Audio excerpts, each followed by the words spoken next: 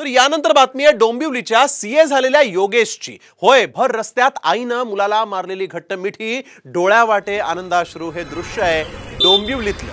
मुलगा सीए झालाय हे कळताच या भाजी विक्रेत्या नीरा ठोंबरे यांच्या आनंदाला पारावार उरला नव्हता। जिद्द आणि मेहनतीच्या जोरावर अत्यंत प्रतिकूल परिस्थितीवर मात करत योगेश सीए झालाय। ही बातमी पहिल्यांदा आईला सांगायची म्हणून तो आई भाजी विकत होती, तिथं पोहोचला। मुलाचं स्वप्न साकार झाल्यानं माऊलीच्या डोळ्यावाटे हे आनंदाश्रू वाहतात। या दोघांचा हा व्हिडिओ आता व्हायरल होतोय।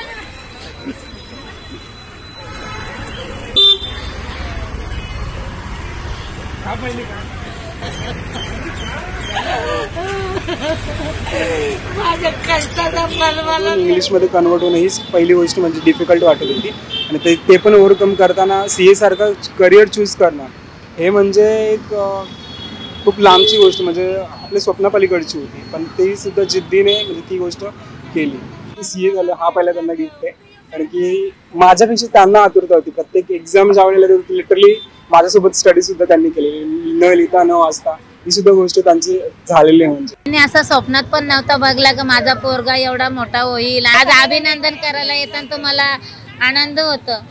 आज माझा पोरगा सीए झाला म्हणून मला एवढी लोक अभिनंदन करतात, नाही तर मला कोणी विचारलं असतं।